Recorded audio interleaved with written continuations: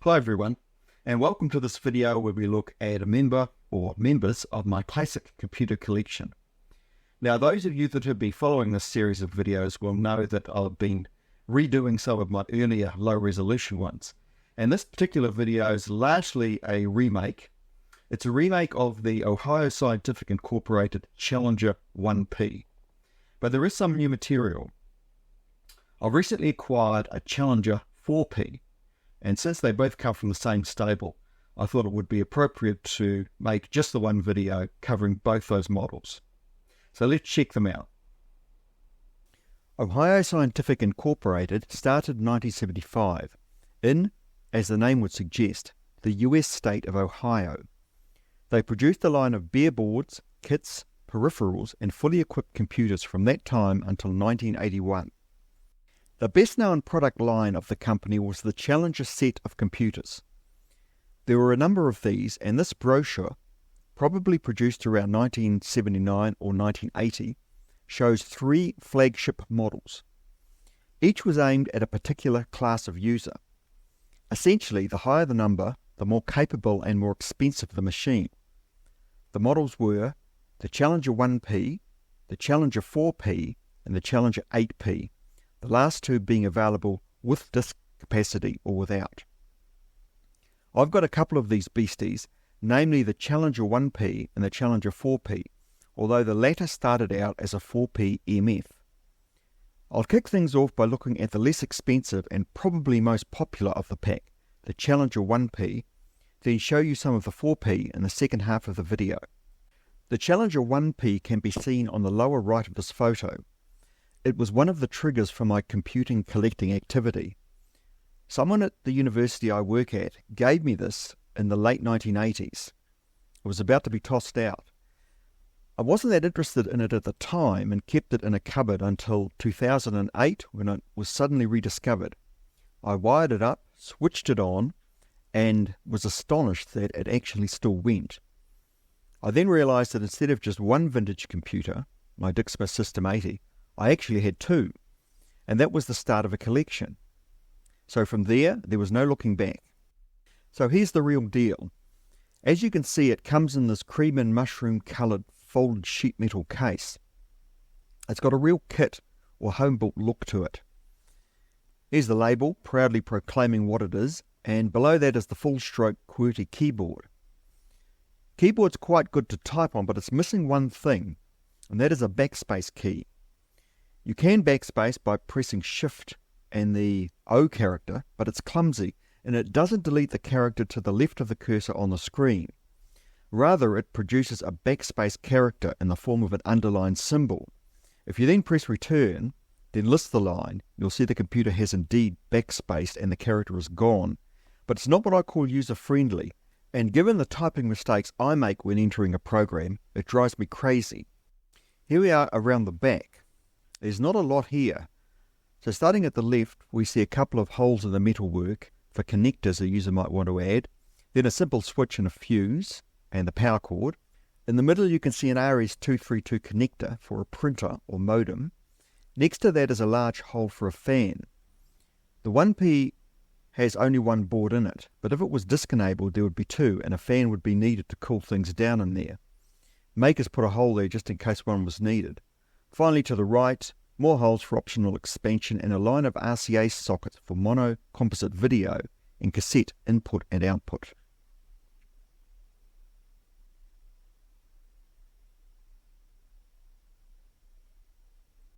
Getting into the case is fairly easy. Just undo 3 screws along the bottom in the front and the 3 you can see there at the back. These Challengers always seem to have a lot of screws in the case, especially on the top, and many don't attach to anything. I can only think they were there to hold extra boards to expand the system. Now you can see the base coming off. Just like that. Clean and efficient. So here we are looking at the bottom of the board. You notice how large and well spaced the tracks are.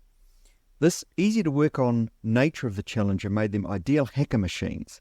And I mean hack in the original sense of the word. That is, modify the hardware to improve the system or get it to do something it couldn't do originally. The keyboard is also integrated into the board. The whole thing then is an integrated single-board computer. In fact, Ohio Scientific Incorporated sold the board alone as the SuperBoard 2. Add a case and a PSU plus a few connectors and you have your Challenger 1P. This shot shows the small pad the PSU rests on to keep it off the circuit board, when the machine's the right way up, of course. So here's our SuperBoard 2 removed from the case. Buying one of the SuperBoard 2s was a very cheap way to get into computing and learn a lot about basic hardware. It's neatly designed and easy to work on. Here you can see the ROM chips. The 4 uppermost ones contain BASIC and the second from the bottom has a machine language monitor program for poking around in hex. Moving up you can see the 6502 CPU, same processor that was in the Apple II and Commodore PET, both contemporaries of the Challenger, and that large empty socket you can see there is for disk expansion to plug into. Then over here we have 16 2116 static RAM chips. Each pair gives 0.5K, which makes a total of 8K. Vanilla 1Ps only had half of these full, so they were sold with 4K.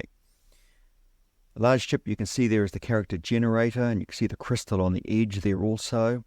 A little bit of circuitry around the simple serial port that's attached. And if we move over to the other side, we can see our power supply. Essentially, it's tucked into the lid of the case.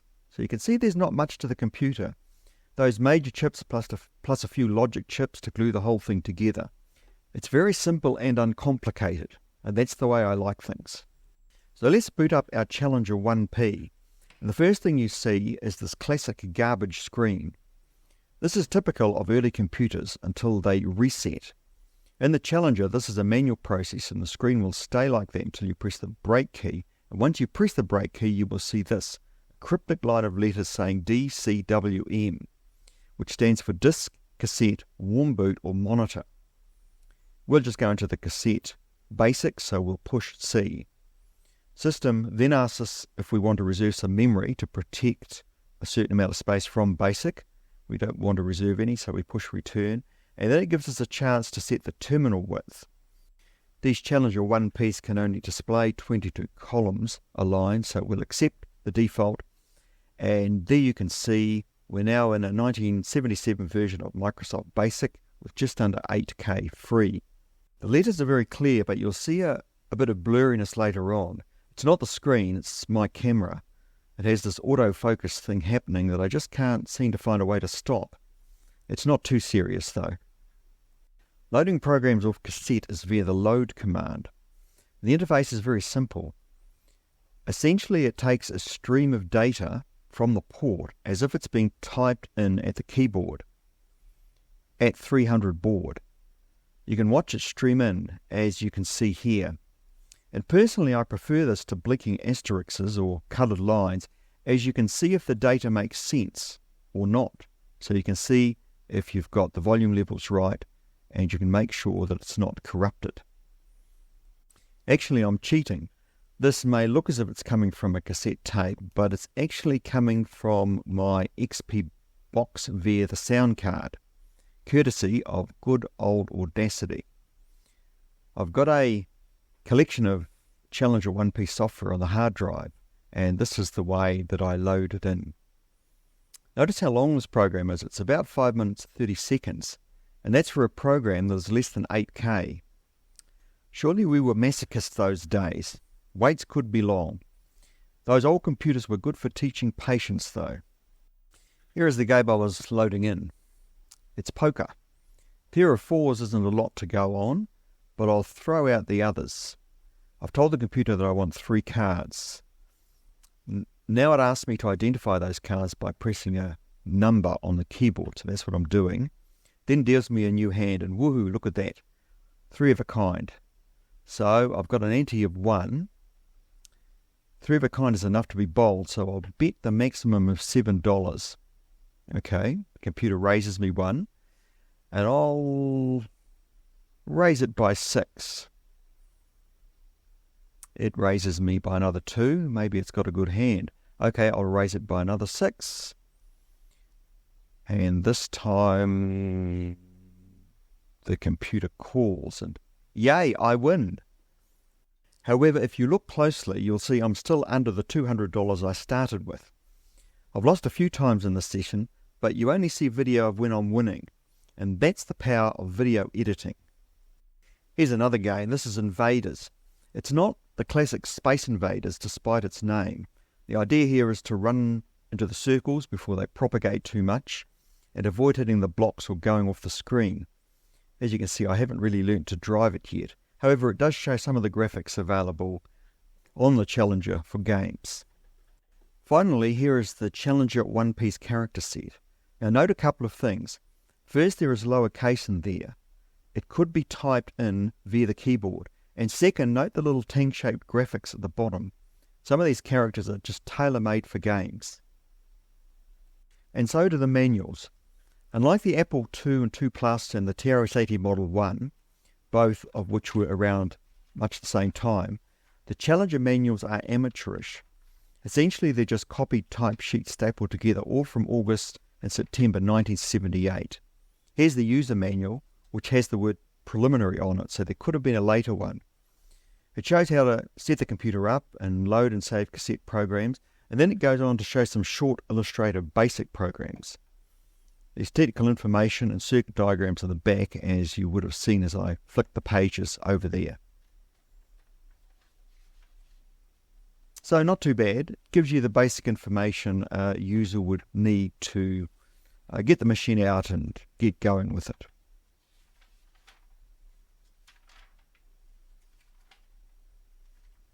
Next, there is the basic reference manual, and that is just what it says. It's not a tutorial. It describes the commands, the statements, and the functions of the language. And although Challenger Basic only has 8K, or it's only 8K in size, the language does have functions like USR, for example, which helps pass parameters to machine language programs from BASIC.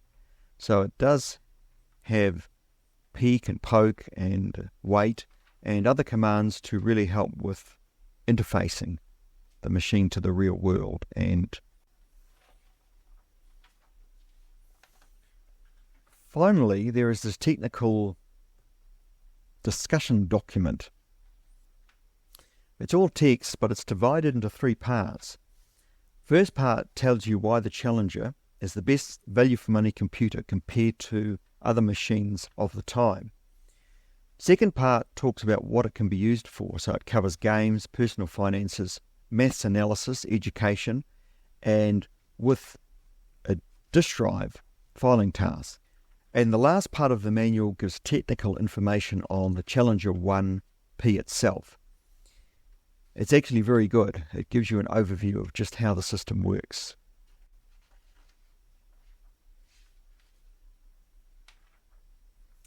So that's the Challenger 1P, a good starter machine for the day, cheaper than the Apple II and PET, and also cheaper than the TRS-80 Model 1, although I don't think so by much once you add a monitor, whereas the Model 1 came with a monitor. It certainly aimed squarely at the electronic hobbyist market, which existed at the time. Now we move on to my second Challenger, the 4P. Essentially, this is a big brother of the 1P, although I believe the boards were designed before the Superboard 2 and the Challenger 1P. The 4P had more screen real estate, it had colour, it was faster, and it had way more interfaces than the 1P. Came in 2 flavours, a cassette-based model, the Challenger 4P, and a disc-based model, the Challenger 4P MF. Here's mine, and at first glance it seems to be the mini floppy version or MF version.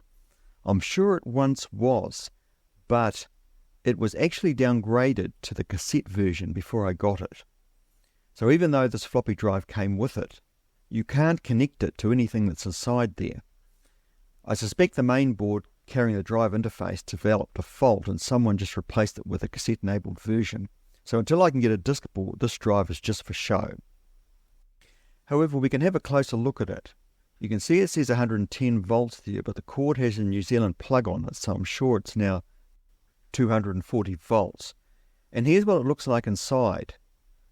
A PSU card bolted onto the lid, and not too dissimilar to the ones on the machine. And screwed onto the base a single full height 2¼ inch floppy disk drive, very likely 40 track and single sided, but I haven't verified those specs.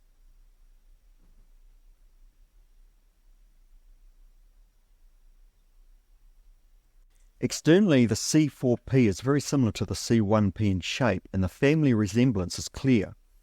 Instead of metal sides, though, there are walnut wood ones. Now, for 1978, that was class. So there you can see its label, very similar to the Challenger 1P, in the same place. The keyboard's the same as the Challenger 1P. It's got no backspace on this one either. And don't be fooled by that rub-out key you can see in the top right. Doesn't seem to do anything in BASIC, although specific applications might use it. Now, you see that big red button? This is an aftermarket fitting, and it's a safety thing. Like the C1P, you can reset the machine with the brake key. However, it's quite easy to press brake accidentally when you hit the return key. So this machine's been modified so that you have to press the brake key and hold down that red button to reset. Took me a while to figure that out. At first I thought the keyboard was broken. Now just look at this impressive display of ports and interfaces around the back. Rather than go through each one, I'll let you feast your eyes on them, then I'll put up a chart from the user manual that shows what is what.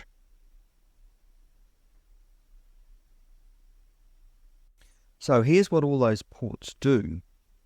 You can see there's almost an interface for every flavor or everything that somebody or someone might wish to do. If we zoom over to the plaque on the machine, you will see that it says 110 volts, but this definitely is 240. And note the model on the plaque says that it's a CP4MF, indicating that this was once indeed a disk-capable machine. Getting into the 4P is very similar to the 1P. There are the same type of screws. There's 3 at the front. I've got one missing. And 3 at the back. Got one there too. And it's a matter of undoing those. And then the bottom simply lifts off just like so. Unlike the Challenger 1P, this is not a single board machine, and the top of the boards face the bottom of the unit. Note too that the card visible is plugged into a backplane made up of Molex type connectors. This backplane takes 4 cards, and it's powered by 2 power supply units, one for every pair of cards. This system only has 2 cards, so the top 2 connectors are not used. But the fact there are 2 PSUs is another indication that this was once a disk-capable machine. Disk machines need at least 3 boards and would have needed the extra oomph 2 power supply units can give. Pictures I've seen of cassette-only units have only 1 PSU fitted. So here we can see our main board. It's kitted out with 4 basic ROMs and a monitor ROM, and then a character generator. 16 2116 RAM chips are also there for 8K on board, very similar to the Challenger 1P. And there you can see the video board sandwiched underneath, with the odd daughter board also present. Of course, in the Challenger 1P, the video was integrated into the single board. This is just a look along the inside back. Note the big fan there that's included to keep everything cool. Not needed in the cassette base. Challenger 1P, of course, with its single board. A 24K memory board came along with this machine, which of course would have been a standard fitting for the disk version. I thought I'd show you how these things plug into the back plane. Actually, mostly of what you see is my shoulder and my arm, but anyway, you can see it takes a bit of force to get them plugged in. It takes even more force to get them unplugged. I'll just screw it in, and there you can see 48 memory chips. At the moment, this machine doesn't recognize the memory board when it's fitted, but I'm pretty sure this is because it needs to be jumpered correctly to take into account the 8K on the cassette CPU board. So it's something I'll explore one of these rainy days. Here you can see a sandwich starting to appear once you've got a few boards in place. Right, we'll switch the C4P on, and the first thing one notices is the fan. It's quite loud, but it doesn't rattle at all, so I think it's okay. Then we get a similar screen to the Challenger 1P with our CWP option, but there's no D for disk in this case. Then we get memory size, and then we get terminal width. So I'll just answer with the default for both of those. Of course, the big difference is that we now have 64 columns of screen width, not 22. So it's a much nicer screen to look at, a much nicer screen to work with. I'll just type in a tiny bit of basic code just to show the characters going on the screen there. Just a little bit of code for the Challenger to introduce itself. It reminds me very much of the TRS-80 Model 1. I think because the screen dimensions are quite similar.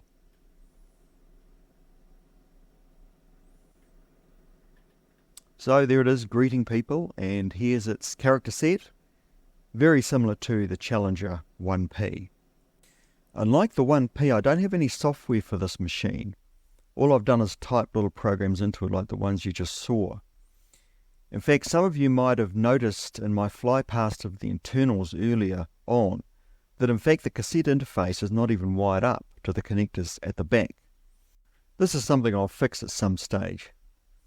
I'd love to get a disk board for this machine, as I've got everything else to make it a full C4P MF. So we'll see what happens.